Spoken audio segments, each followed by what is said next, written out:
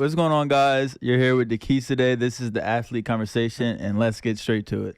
Let's go. Welcome, brother. Thank you for coming, dude. I appreciate it. 100%.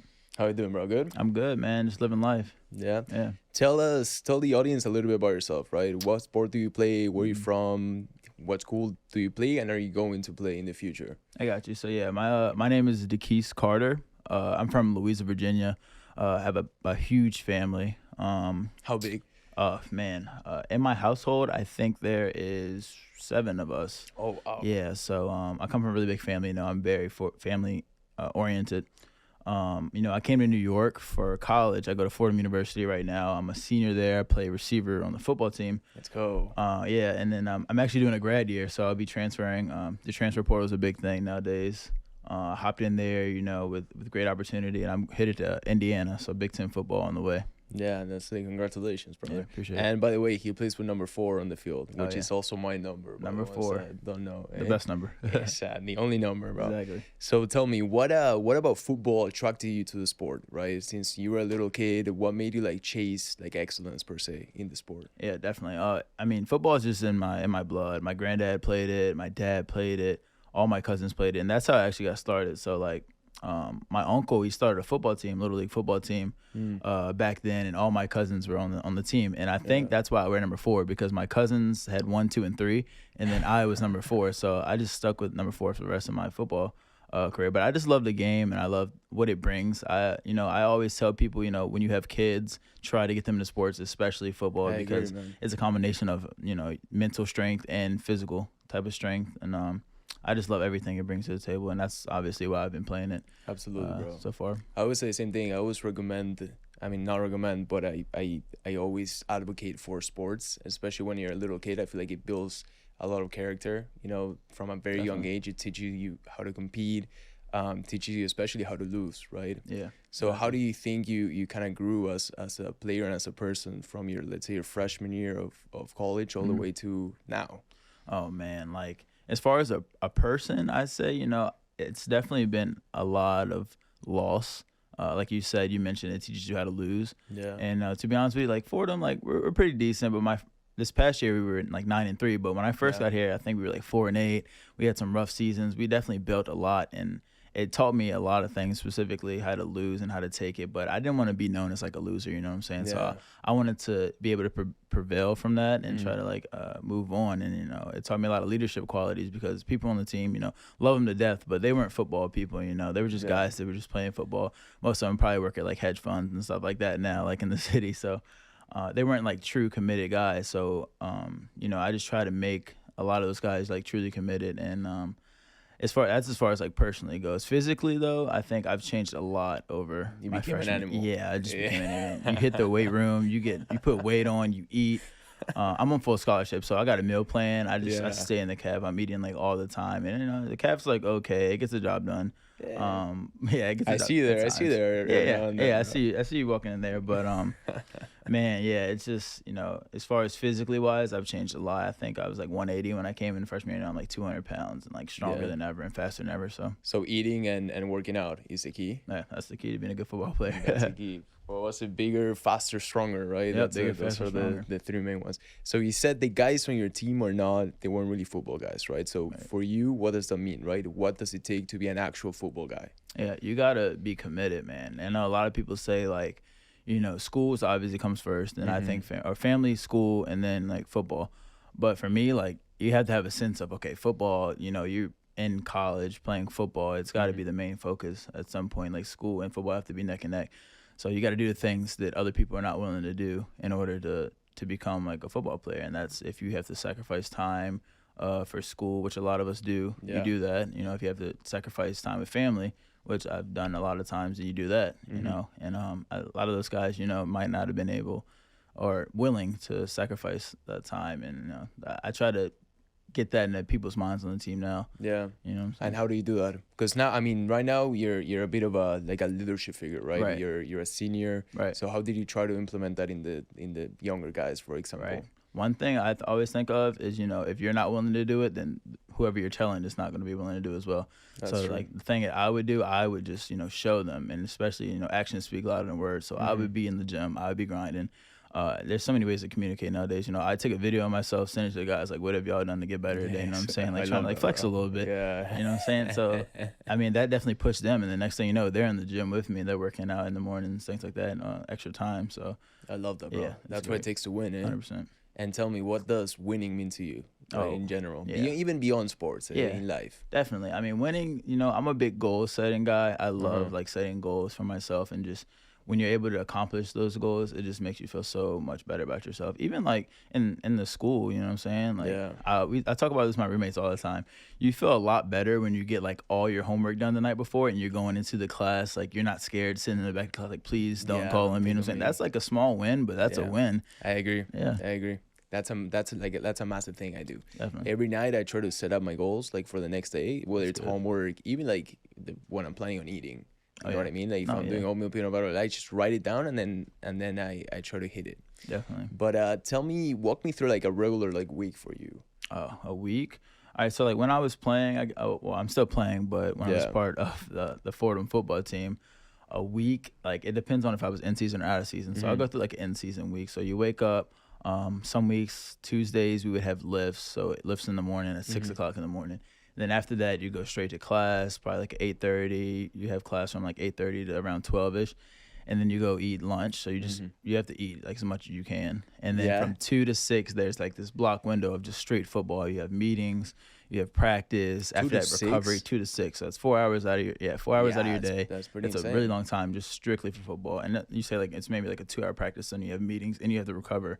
Some of the guys had like night classes, so I wasn't never too big on night classes. No, I think we took one night class. Yeah, I think we did have a night class together, which sometimes you're just forced to have them just because it fits with your schedule. We gotta make it happen somehow. And you guys, you said did you train at like 5 in the morning? Was that right? Yeah, that's very normal. Like 5:30 in the morning, especially in out of season. That's what I was gonna get to next. Like out of season, it's a lot of training. Yeah. And you know, with like Fordham, I always like wonder why we train at these weird times. But you know, like everybody's sharing like a weight room at the same time. Absolutely, so, man. There's so much adversity like that goes to the school, and I think that builds a lot of character too as well. I agree, bro. And also you gotta know how to deal with conflict and stuff like that, right? Definitely. So where do you see yourself in 5, maybe 10 years? Yeah, hopefully, you know, we're talking about Hall of Fame type of deal in the NFL. Go. You know what I'm saying? Like, I mean, I always said like, you put yourself through all these things in college and stuff. And I have some teammates that are like, you know, I don't even want to like try to make an attempt for the NFL. It's like, what? Like, you've been going through this your whole life. You played football your whole life, all 4 years of college, and you're not even gonna try just to shoot your shot. Just to shoot your shot, as some people would say. But you know, that's always been a goal for me. Like I said, a big family. I come from a huge family. There's been nothing but football. So just to like, especially my mom. I love my mom. You know, she's made so many sacrifices for me. Shout out to mom. Shout out to my mom, man. I'm sure she'll watch this video, so she'll see it on there. But she's made so many sacrifices for me. My dad as well, but my mom definitely. And you know, just to have that all work out and have it all work out and be able to pay for her all the things that she's done for me, like that's gonna be huge. So that's gonna be massive. Hopefully in 5 years you'll see me like in NFL making some plays. Hopefully, bro, and we'll run it back. And if not, you'll be successful anyways, right? Yeah. So what are your two? We were talking in the car. You said there were 2 routes. Oh yeah. That you would take. Let's talk about that a little bit. Yeah. So the 2 routes that I see myself in. So obviously there's the one route. You get drafted by a team, you do really well there. They give you that second contract. You're set for life pretty much. You just keep going. You just have to be smart about it because some people people blow it up. And I'm not one of those guys, you know. I think I think I'm not one of those guys. Like, you know, I was one of those guys. I mean, I never made the big bucks, but I still blow. Yeah, exactly. So I'm probably not gonna be one of those guys. I know my mom will hold me accountable if I ever get to that point. Yeah. So that's one way, and you just go play in the NFL until you retire, and then hopefully like Hall of Fame talk and stuff like that. And then the other route is like you jump from team to team, you get paychecks, cuts here and there, you know what I'm saying? And then I would take that money and then invest that into something that I like doing, which is cutting hair. Like outside of football, I also cut hair. And I love like training like young athletes that are just like inspired, you know what I'm saying? Yeah. Yeah, like sometimes during the summertime, I'll get a job where I just go there and I just train like kids because they love being around, athletes that have some type of you know what I'm saying? So, I'll do that and I'll combine those together. I'll take a barber shop and combine it with like a training facility. That's So cool, it seems like dude. you come get a haircut and you're able to train. Like that's And not then two eventually birds put a camera there and record it. exactly. Then Have we a have the podcast there. podcast in there. We're Yeah, we got straight. everything. That's lit, dude. Uh, And what you brought up younger kids, right? What Right. advice would you give a young athlete who's trying to have the career that you have and then you eventually gonna have, right? Yeah, so like if I was talking to a young kid, obviously I would tell them like, listen to your parents, like do Yeah, for everything. sure, Be bro. be a That's good kid, man, because I hate seeing those kids nowadays, they just don't know what they're doing. They don't understand anything, so they have to, soak up as much information as you can from successful people and then, incorporate that into their life, you know what I'm saying? So that's what I'm talking like young kid. If I'm talking to a kid that's coming out of high school that's trying to get recruited wise, I would say like the recruiting process sucks. Like for me personally, I only had one offer coming out of high school, and I felt like I was under-recruited. I felt like I was better than that. I know I'm better than that. Yeah. But obviously, some coaches didn't see that. And now coming back in the next process now, like it was fun being in the transfer portal and actually being able to experience the recruiting process a little more. But if I'm talking to a kid like coming out of high school, man, I'm just like, make sure you just work. Just work. Yeah. And if you feel like you're under-recruited, then work. Show them, prove people wrong. You know what I'm saying? I always been a strong believer that being able to prove people wrong, and I love doing that. Did you have like a chip on your shoulder when as soon as you came to Fordham, you felt like you were under recruited and you just wanted to ball out? 100%, man. Yeah. Fordham's not like a big name school for football or whatever, but I like the fact that I was in New York. Like it was cool. Like, there's sure. so many things you could do here. So I took that and I took every opportunity I can. When I got here. I played my freshman year right away, so that was good. Coming in here, learning the plays. I was like, all right, I don't know what's going on. I made some I made some plays then. It was fun. You know what I'm saying? But I was just like, man, like you feel like you're the guy at such a small school. Like, that's fun, but I wanted to take it up another level, and that's where I kind of am in my process right now of bumping it up. I'll be playing Big Ten next year. Playing against some pretty good competition. That's gonna be pretty massive, dude. That's gonna be a crazy experience. Hopefully, we'll be talking through the process. I want to know how it goes. But it sounds like confidence is one of your strong suits, right? Like you always believed in yourself and in what you were capable of. Definitely. What would you attribute that to? Would it be like your mom, the way you were raised, or experiences that you've had? Let's talk about that. Yeah. So once again, going back to me being like in a big family, I'm the oldest actually of all my siblings. You know what I'm saying? So I have 3 siblings, and adopted sibling as well, and they all look up to me. And if they see me and I'm not confident about something, then that's gonna scare them a little bit. So even if I'm never confident about something, I'm gonna trick myself into believing that I'm confident. People ask me like, "Are you ever scared, nervous before games?" Like we played against Nebraska in front of 90,000 people last year. And it was crazy, a lot of people. But I told myself I'm the best on that field, and I always say that before games and things like that. You're the best on the field. You belong here. Like nobody can stop you. Nobody can guard you, and that's something that I cold-heartedly believe until proven otherwise. Even if I'm proven otherwise, I'm still gonna believe I'm the best. Yeah, exactly. And I say that's one big thing that like athletes should try to trick themselves is having a strong mentality and being able to do that, because that'll help you a lot. Yeah, I agree. And I think one of the main things though is kind of like to build up the confidence, you gotta show the receipt. You know what I mean? Yeah. You gotta put in the work. Definitely. You gotta wake up and you gotta train every day and you gotta earn it, bro. Definitely. You're not gonna get it anywhere without actually like putting in the work and making that sacrifice that requires it, right? So let's move on and talk a little bit about challenges that you faced, maybe personally or maybe within the team, right? As you grew as a player, obviously the main challenge for you, which wasn't really a challenge, might have been a blessing, honestly, that you didn't get that many options, because that made you the player you are now. Yeah. But off the top of your head, do you have any challenges that maybe they're personal to you, or maybe they're broader in general for an athlete who's trying to do what you're doing, basically? Yeah, I mean, one challenge that I see, I guess to speak about now, is like my hand. I was talking about it a little earlier. Like, no, the only like real injury kind of I've had is I broke my hand my senior year, or going into my senior year of high school, and that's like a pinpoint key time for an athlete to get recruited. Their junior summer, and I'm just like, man, like I had to cancel all my camps. Like I had to tell these coaches I broke my hand. Like what would they think about a receiver with a broken hand? Like how you gonna be able to catch without a hand? You know what I'm saying?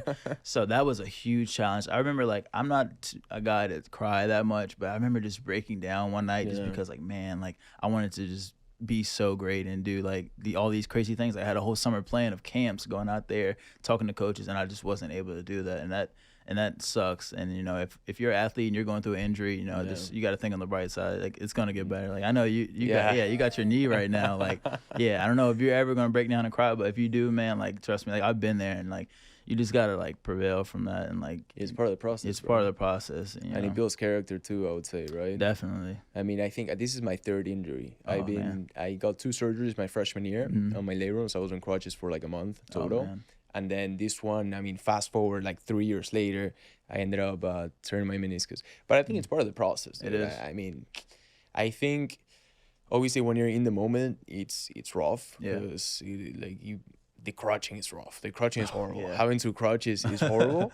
But in the bright side, it kind of makes you appreciate the little things, right? Yeah, so it does. walking and dude, once I'm out of these crutches, I mean, even the littler things than that, like, you know, tying your, like, I don't know about you, tying your shoes, taking a shower, just the basic, like, everyday things that you're just not able to do. A pain in the ass, bro. That's why I broke down and cried, actually. I think I got out of the shower once, and I was, like, out here, I was trying to wash myself, and I'm just like, man, like, this sucks so much. And then on top of that, I had to, like, put my shoes on, and I'm looking, I'm like, I don't know, I'm going to tie my shoes, and then I just lost it at that point. I remember that vividly. And my mom came in. She was like, "Yeah, what are you crying about?" I'm like, "Yeah, it's just so much right now. I can't tie my shoe, I can't tie my shoe." She's like, "Are you serious?" I'm like, "Yes, it just sucks so much." Yeah, it sucks, dude. Yeah. I was fortunate enough that my girlfriend helped me out a lot, dude, tying my shoe, especially the first couple of weeks. Like, my knee was super puffy, and I wasn't even able to, like, reach, right? So, like, showering, I needed help getting in the shower, putting my pants on, I needed help, my shoes, even my socks, dude. It was everything. It's rough, bro. But like we said, it makes you stronger at the end, I would say, right? And tell me, in terms of who do you look up to, right? Because your little brothers look up to you, right? You're the older brother, you're the man, like you gotta be strong for them. But who do you look up to? Yeah, I mean, obviously, like, my parents, the things they've done, they sacrifice a lot. I keep referring back to my mom, but she's like, she's like my inspiration, really. Like, the things that she's done is just insane. And my dad, you know, he's a hardworking man as well. Like, those two together, man, that's a power couple, I guess. Yeah. And then my uncle, he's really successful too. Like, he led me a lot.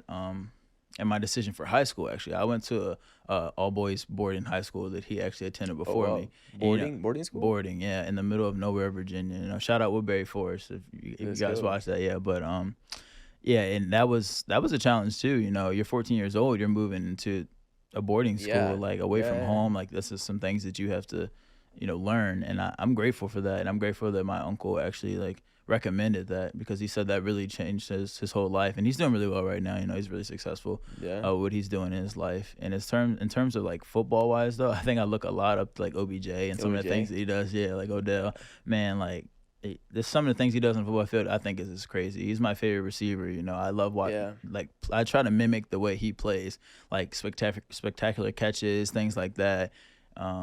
I don't know. I try to do everything he does, like he's a baller, catches. bro. So yeah, he is a true baller. Yeah, I think he's honestly probably my favorite football player as well. Yeah. Dude. That's crazy that. And you guys kind of have the same build, bro. A little bit, yeah. 2 animals, 200 pounds. Exactly. Like running one-handed catches, stuff like that. One-handed catches. Yeah, I remember. I'm gonna say it. I want this on camera, but I remember freshman year. Yep. Because I think we had a class together freshman year. I think it was religion and one of the, I don't remember what it was. Weird classes, yeah. But I remember that you made an insane catch. Right. And he got posted. You remember where it got posted? I think it was on Barstool. Barstool. Yeah, it got posted on Barstool. Yeah. And he was like this insane. I think it might have been even like one-handed. Like, it was something crazy. Yeah, it was like crazy catch, dude. And everyone was like, they were sharing it to each other. He was going around school, and then in the comments, you're coming. I'll be at hell tonight. Yeah. How is one of the bars, bro? That shit was That's hilarious, funny. bro. No, that was funny. I felt like I had to, man. It was just, like I said, like a big fish in a small pond type of deal. So it was just cool. Like, I actually remember that. I think some girls were in the comments leaving their room numbers too. It was like, oh man, this is college. This is great. That's lit, bro. Exactly. And how does like, let's talk about girls for a little bit, right? Being a football player at Fordham, right? How does that work out for you? Does it help you out? Does it not help you out? What do you think? Yeah, I mean, I think in terms of being at Fordham, maybe not, because this is what I always said. And, you know, actually, me and my roommates take notes. Take notes. Yeah. This is what my roommates, me and them talk about a little bit. Like, at Fordham, it doesn't really mean as much. We look apart from, like, you know, the regular students like that. But I feel like the girls go after like some of the guys that are gonna be like the CEOs or like work for like a business. You know what I'm saying? So I feel like it doesn't help as much. But if you go to a school like Alabama or like LSU or something like that, like you look at those guys and you're like, oh yeah, like I want that guy. Yeah. But you know what I'm saying? But like if you're producing on the field anywhere, like you're gonna attract like ladies. You know what I'm saying? I agree, bro. Yeah. So and yeah, 100%. But I feel like I don't know. We're not gonna talk about specific girls at Fordham, right? But I feel like it could help you out. Like being an athlete, and I mean, I'd much rather be with if I were a girl, I'd much rather be with an NFL player than a businessman. Yeah, businessman 9 to 5 is probably balding already. Yeah, things like that. That has, bro. What about in the city though, in Manhattan? Do you like go out a lot over there or no? Yeah, I go out. Recently, I've been going out more because if obviously we go to Fordham, so it gets kind of boring going into like the same 3 bars every weekend. You know what I'm saying? Like it's fun when you're younger, but when you get older and you're able, like you turn 21, you're able to get into these like clubs and stuff like that, and people are inviting you. You want to experience a little more, but it's hard like during the football season to try to get out there just because we have so much time. Even out of season, sometimes like a lot of people do things out of season, but it's still difficult. Yeah. But I think I've been going to like the city a lot more, and I'm enjoying myself right now because right now I'm going to Indiana, so I'm not part of Fordham anymore, so I don't work out with them. I do things on my own, and then I actually would recommend this to any like coach. What I'm doing right now, obviously, like some people don't have the mental strength to be able to work out every day, things like that, and I get that. But that's crazy though, no? That's a crazy thought to have, right? Yeah, it's crazy. Like how are you playing college football? You don't want to get better, you know what I'm saying? Yeah, or any college sport, for that matter. But right now I'm just taking my time. I'm lifting. I'm doing things on my own, and I'm able to like experience everything that I wouldn't be able to experience because of football. Yeah. So it's fun, and like going to the city is definitely one of those things. So yeah, so it sounds like now that you can have a break, but you have that mentality of that discipline too of getting stuff done, right? 100%. And but what do you think drives that? Like what's the driving force behind wanting to improve every day? Right. I mean, for me, that's how I've always been. I hate being like complacent. That's just like C word that the football team we talk about sometimes, being complacent. Never be complacent. Always want to strive to get like better. And I think the driving force for me right now is I know I'm going to be playing Big Ten football like this upcoming season. Yeah. And that's a lot different than the Patriot League. Like I love Patriot League. I love all the competition in it, but Big Ten, like that's different animal. The best, if not one of the best conferences like in college football. So I just keep that in the back of my mind, man. Like I'm going to be facing against some guys that already have a name for themselves. Like I'm going to have to go there with my feet running and be able to make a name for myself. Yeah. So that's just a big thing that I keep in mind. And do you feel some sort of pressure going into it, or is it more of a challenge that you want to face? Yeah, no, right? I 100% feel pressure, but I love pressure. That was my next question. Yeah, I love pressure, man. You know how people say like pressure makes diamonds or whatever. Yeah, yes, sir. Like I love that, like, and being in the moment and having that, like, if the game's on the line, I want the ball. You know what I'm saying? Of course. That type of deal. And that's I guess being the oldest that helps me a lot too, because I have to be the person to set the example for my younger siblings. And I've been able to deal with pressure like my whole life. So absolutely. And how important do you think being able to manage like the pressure and all the things that comes with being a high performing athlete is? It's definitely a plus. You don't want to be able to fold under pressure. Some people will say, but if you're able to manage that and get through that part, then you're just having fun out there. You're not thinking about anything. And then once you get to that step, like that's fun. Like this past season, I played at that type of thing with no pressure on my shoulders. Like obviously I came into the season, I was like, elected to be first team preseason, like all league or whatever. And that's cool. Like that's fine. I expect that. And there's a point where you expect things in your career. You're like, all right, I knew I was going to get that before they even came out with it. So now I want more though. I want to be All-American, you know what I'm saying? Yeah. I want to break records, things like that. So I just kind of bump it up to the next level every time. And how do you work on that? I always like digging deep into questions of this matter, right?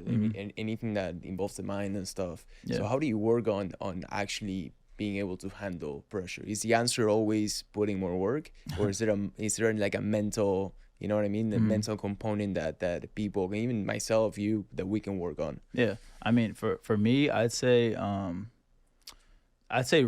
have goals. First of all, you have to have goals. I go back on that all the time. I love setting goals. And then there's this thing like percentage wise, it's like if you tell somebody your goal, or if you write it down, it goes up by a certain amount of percentage. If you tell somebody else your goal, it goes even more up by a certain percentage. So it's like, do that. And like, there's scientific facts that are proven out here to follow those things. So have goals, tell people about it, write it down, and then have it till you see it every morning. You know, you wake up and you're like, all right, like I'm going to do something to be great. So I think that's one thing that's helped me out in my whole process for football, and, you know, just trying to prove people wrong, things like that. So just winning the day, right? Yeah, win the day. Win every day. Every day. Yeah. Huh? So now, like, when you wake up, you have like goals in the bathroom and stuff? Yeah, I got a little paper that's on my mirror in the bathroom. What does it say now? I mean, for right now, it just says do work. That's how I always start. Just do work. Just wake up, do work. I love waking up, listening to music, and then doing stuff. So I see it. It says do work. It says go to gym. It says 3.0 GPA. I'm trying to get my GPA to above that. That's great. I want to graduate with a 3.0. So I got that on there. Reach out to family members every day. I try to, because, you know, like, there's so much things going on in today's world. You never know. And I have a huge family, so I'm able to call and text my family members every day, things like that. And and stretch. That's, I think, the last one, stretch. I got like 5 of them on there. Stretch. I have to stretch. You know, like, I work out every day, things like that. But like, it takes a toll on your body. If you're not stretching and taking care of your body, then like, it's gonna come back and haunt you. Okay, and this is off the top of my head, right? If you could think off the top of your head, actually, but this question's coming off the top of my head. I don't know, it just popped up to me. Okay. What do you think are the pillars of a successful athlete, right? So beyond hard work, like tips as in what's your diet got to be like? A lot of protein, you know what I mean? Stretching. As soon as you said stretch, I'm like, it's one of the pillars. Because a lot of young kids, and this actually happened to me, dude. When I came into college, I wouldn't stretch. And I would just train like an animal. And I thought that was enough, right? I would just go out in the field and dominate every day. But if you do that long enough, you'll eventually get injured. You know what I mean? Exactly. So there's a whole, like, a very holistic approach I have to take, right? So what would you say are like the main pillars of a successful athlete? I think your first thing is to start with your mental toughness. You have to be able to tell yourself that you're going to hit, you know, I think about this all the time. Like when I'm lifting, I set myself to like, all right, I'm going to hit 10 reps right here. Or I go over sometimes. I'm going to hit 15 reps. And then if I get 10, that's okay. But next time I'm going to try to get 15. So your mental your mental toughness has to be like, you know, sharp, very, very sharp. And then like you said, like stretching is definitely a big thing. Like do yoga, do some other stuff. I started doing yoga, and like my mind just feels so much more relaxed and just clear. My body feels great. And sometimes you feel like you don't have enough time to do all these extra things, but I promise you do. I'm not just saying that right now because I actually have a lot of time. Even like in season, I was doing yoga like, you know, once, twice a week, trying to just get in there and recover my body, because you put a lot of stress on your body being an athlete. Absolutely. Just, being able to, and one thing I wish I would do is read more. I don't really read, to be honest with you. Like, I don't remember the last time I even like opened a book, but but I wish I was able to do that, because the people that read are able to, like, you know, just be more literate. You know what I'm saying? And then just they seem like better people. Like, there's one guy on my team. There's one guy on my team that reads like all the time, and he just seems like he has a very like nice, like peaceful life. And he's shit together. Yeah, he's got his shit together. What type of books does he read? Oh man, probably like football books. I think the last time I asked him, he said he read this book where this kid got like falsely accused of something, and then he got locked up. He's going to jail, but he's really a nice kid. Like, he was on his way to like Harvard or something, but he got into this whole thing, and that seems interesting. Like, I'd probably watch the movie for that. I'd probably watch the movie for that, but reading the book would probably take me like a year to do, and it's probably like 50 pages. So it's one of the pillars. Eh? You gotta be able to read. Man, that's hilarious, bro. Yo, and let's talk about numbers. What do you put up on the bench, bro? Like, oh yeah, I think what I've gotten up to is, I hate it, but like 305. 305. I tried 315 one time and I got stapled. I'm like, no, please go up. You felt the hand? Yeah. I'm just like, oh. So 305. My squat's actually kind of nice though. I squat 495. I can do squat. Yeah, so I know I'm pretty lowerly strong. Clean.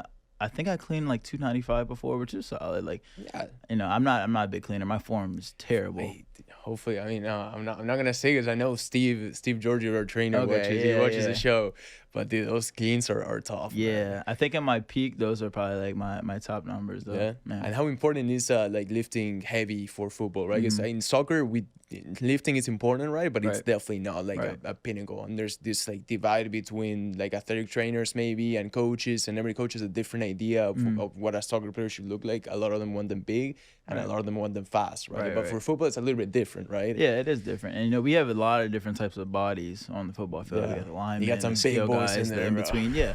So you just gotta. I mean, it depends on who you are. For me personally, like I just started enjoying lifting heavy. I used to hate the weight room, like anything. I hated being in there. It made me just miserable. But then I started seeing like my numbers like get faster, and my numbers starting to go up, and I'm like, all right, I really enjoy like being in here.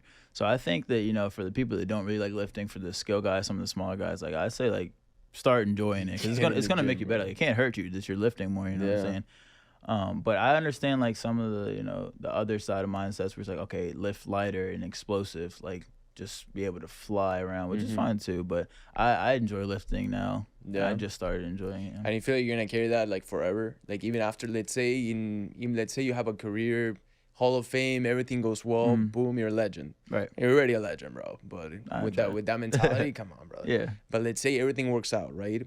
What do you think you're gonna carry with you like for the rest of your life, right? Even after your career is done. So how like when's like the average age that like a football player retires? What would you say? It really depends on. I mean, not Tom Brady though. Yeah, Tom Brady's been playing forever. Like story. that's insane. Like that alone, like he's got to have some crazy mental toughness. But it really depends on the position you play. Like I know running backs, their longevity in the league is not that long, like a few years. Receivers, like you don't get hit as much, so like I say a successful receiver is probably just like 10 years, which is it's still a long time. Yeah. You get out when you're probably like 22 and you're playing until you're 32 maybe, but 32 is kind of old. 32 is old for football? Yeah, 32 is pretty old for football. I think your peak will be around like 25, 26. And then after that, you're probably just playing because you just can't get rid of the sport. So I say for me, when I probably hit around like 30, maybe 20, like, I don't know. 30 sounds so old, though. No, what do you mean it sounds old? It might be different for 30, soccer. bro. I know. Like, I'm probably just, but at that time, you're going to settle down. Hopefully by then I'll have, like, a family. I'll be 50 million in the bank. Yeah, like, good money, be well off. I'll probably get a house, like, out in Colorado or something. Just be chilling over there. But, like, 30 is pretty old for football, I think. I can't think of many people that are 30. Like, basketball, that's fine to be 30. I don't know about soccer. Soccer too, bro. Yeah. Messi just won a World Cup. He's about to turn 36. Oh, wow. The sport is so, I mean, they're two very different animals, right? Yeah. One of them's like, soccer's pretty physically too, but it's a little mentally tough too. It's mental. I would say it's mentally tough too. Yeah. But I feel like in football, like you're going against some big dudes, bro. Yeah, like you get hit all the time. Like it's rough, right? Exactly. One thing that I think is I don't know how much longer football is gonna be like it is now. I think like in a few years we're gonna start seeing like flag football and that type of deal because people are coming out with all these CTE things and all this like head opioids addictions as well, concussions right? and stuff, and like people are getting scared. And like personally, like as a football player, I know when I step on the field, there's always possibility of that, which is fine. Like I'm okay with doing that. But just a few years from now, like I don't know, like you hear about kids, like parents don't want them to play football now because of all the head injuries. Like, man, when I was a kid, my mom was like, you better get on the football, you better do something, you know what I'm saying? And like nowadays, it's weird. I feel like we're gonna be playing like flag football like soon. I mean, dude, but I see what you're saying, and I agree with it. I wonder how it's gonna go. Yeah. But the reality is that football moves so much money. Yeah. That there's no way that even if people went towards flag football, for example, which I actually played back when I was 7th grade. Yeah. No, nothing wrong with flag football. Yeah. It's fun. Yeah. But there's no way people are gonna tune in and watch. Like that would be insane to think about, right? Because how much money do you know the NFL? Like millions and millions and millions, right? Yeah. Like even billions? Yeah, probably would be. Damn, bro. What about like compared to the NBA, NFL way bigger. NFL is bigger than the NBA? Yeah, it's so big. Wow, bro. What about soccer? Compared to soccer wise? Worldwide soccer. Worldwide, not in the US, yeah. The US soccer. Nah. But worldwide, what would you say? Oh, worldwide soccer's number one. Yeah. Yeah, probably. Yeah, because there's not much football going on in like the European Spain, countries and stuff like that. Yeah. Yeah, dude. But no, that'd be crazy, dude. What do you think would how does the future of football look like to you, dude? Let's say people like drifted apart from getting hit. Like, what do you just gonna have a bunch of softies playing? Yeah, in the no, I field? generally think so. I mean, we might even get to like a virtual point Nah. where we're just playing video games against each other. We're creating players. VR, yeah, VR exactly. We got football little game. things going and we're running like, and you might get like a little tap on the shoulder when you get hit or something. Like, who wants to play that? But like the Pro Bowl coming up. I don't know if you know the Pro Bowl is like some of the best NFL players they play in a game. That turned into flag football this year, and that's the first year.